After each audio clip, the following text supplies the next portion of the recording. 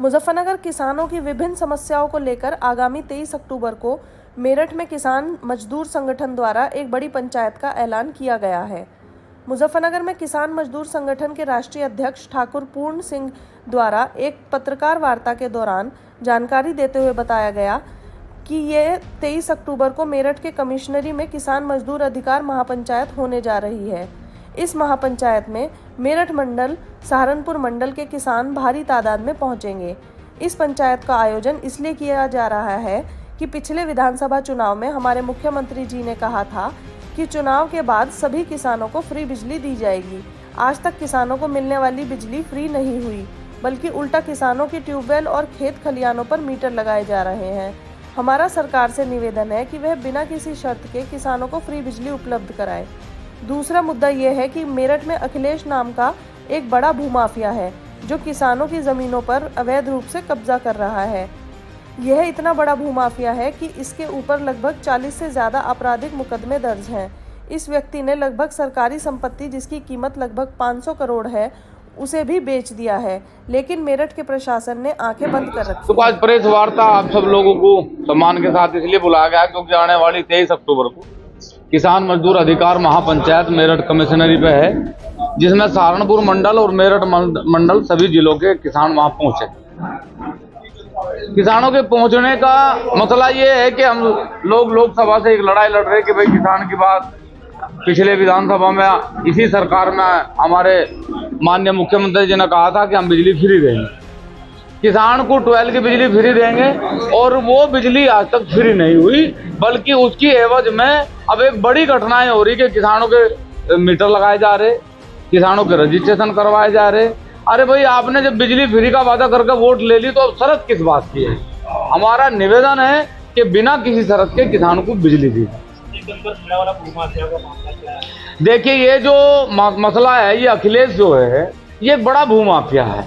इसने वहां दलित किसान है, उनकी जमीन, नगला तासी के किसान है, उनकी जमीन इसने बहुत बड़े स्तर पर कब्जा रखी। ये बड़ा माफिया है। 47 मुकदमे इसके ऊपर हैं, जिसमें 500 करोड़ रुपए की संपत्ति इस व्यक्ति ने सरकारी बेच रखी, जिसका मुकदमा इसके ऊपर है। लेकिन प्रशासन और शासन ने आंख मीच रखी। ये नहीं पता इसे किसका सहारा है, ये किसके बेस पे किसानों की जमीन कब्जा रहा, और किसानों की जमीन कब्जा के उसमें रास्ता बना लिया गया।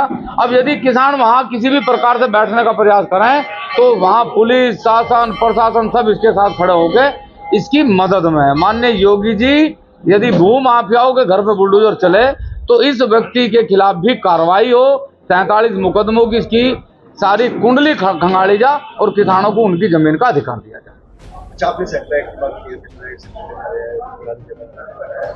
देखो, ये इस देश का दुर्भाग्य है। इस देश का दुर्भाग्य है कि बार बार पिछले कुछ वर्षों से सरकारें ये कह रही कि सैटेलाइट से हमने किसान पकड़ लिया, वो पुराली जला रहा था। मैं बार बार एक बात कहूं, क्या सैटेलाइट से मात्र किसान पकड़ा जाता? सैटेलाइट से रिश्वत लेता हुआ अधिकारी नहीं पकड़ा जाता? सैटेलाइट से किसानों की ट्यूबवेलों पे लगातार चोरियां हो रही, क्या वो चोर नहीं पकड़े जाते? सैटेलाइट से रोज घपलेबाजी हो रही। सैटेलाइट से अभी पर्चे निरस्त कर दिए गए, जबरदस्ती सारे चेयरमैन बना लिए गए। सैटेलाइट से एक भी आदमी नहीं पकड़ा। कौन सा पर्चा कैंसिल कर रहा था? किसका पर्चा कैंसिल कर रहा था? ये सरकार की तानाशाही है और किसान को बर्बाद करने की मुहिम।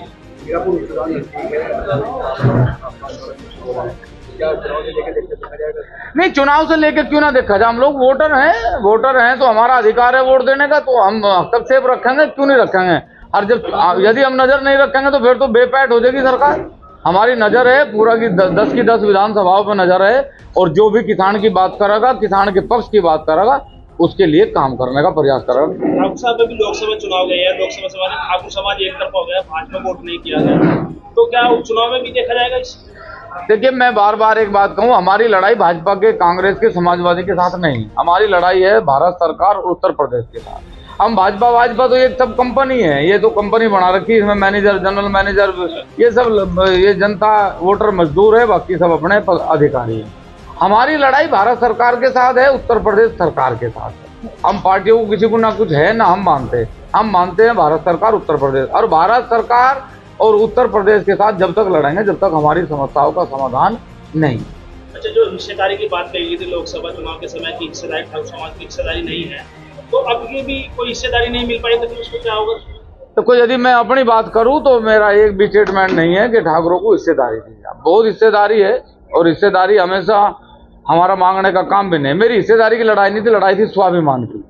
और मैं सरकार से फिर कह रहा, चलो एक सवाल आपने अच्छा करा, मैं कह रहा दो बड़ी जातियां हैं, गुज्जर समाज और राजपूत समाज, दोनों बड़ी जातियां हैं। और दोनों सामाजिक, यदि मैं सामाजिकता की बात करूं तो दोनों जातियों में बहुत सामंजस्य है। लेकिन नेताओं ने अपने वोट के चक्कर में, अपनी राजनीति के चक्कर में दो बड़े समाजों को भिड़ा दिया जो लड़ रहे। और किसके लिए लड़ रहे? एक ऐसे महापुरुष के लिए जिस महापुरुष ने इस देश की रक्षा करी हो, इस देश की जमीन की रक्षा करी हो, इस देश के स्वाभिमान की रक्षा करी हो। क्या सरकार ये कानून नहीं बना सकती? वो राजपूत के लिए बनावे, वो सब समाज के लिए बना, देश के लिए बनावे कि किसी भी महापुरुष के सामने जाति सूचक शब्द नहीं लिखा जाएगा। ये इतना सा कानून नहीं बना सकती सरकार। और ये कानून जब तक नहीं बनावेगी, जब तक ये महापुरुषों के नाम के सामने जाति सूचक नेताओं के द्वारा लिखे जाएंगे, जब तक ये लड़ाई जारी है। लोकसभा चुनाव के दौरान जो आंदोलन हुए थे, क्या वो चुनाव में देखे जाते हैं? नहीं, बिल्कुल, ये तो उपचुनाव है, इसमें तो बिना आंदोलन के भी कंट्रोल हटा देंगे, कोई ऐसी बात नहीं है। जब आगे निखाली साहब का 27 में जब करेंगे आंदोलन, मान लो तैयारी है। 25 में महाकुंभ है, फिर 26 में महाकुंभ है, 2 महाकुंभ है अभी, क्योंकि 2 महाकुंभ भरे गए, एक हरियाणा में, एक उत्तर प्रदेश के नौता में। अब दूसरा जो तीसरा महाकुंभ है वो गाजियाबाद में, और चौथा महाकुंभ जो होगा वो दिल्ली के लाल किले पे होगा। इसलिए लड़ाई जारी।